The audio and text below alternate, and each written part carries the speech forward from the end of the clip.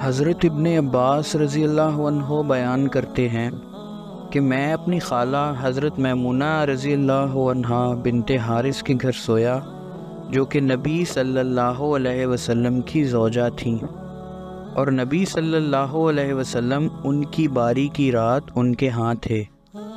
نبی صلی اللہ علیہ وسلم نے عشاء کی نماز پڑھی، پھر اپنے گھر آئے اور 4 رکعتیں نماز پڑھی، پھر سو گئے۔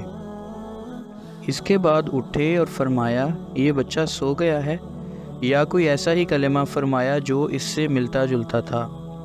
اس کے بعد آپ صلی اللہ علیہ وسلم نماز کے لیے کھڑے ہو گئے اور میں بھی آپ کی بائیں طرف کھڑا ہو گیا۔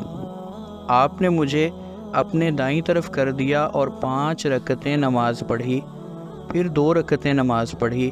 اس کے بعد آپ صلی اللہ علیہ وسلم سو گئے، یہاں تک کہ میں نے آپ کے خراٹے سنے، پھر آپ نماز کے لیے باہر تشریف لے گئے۔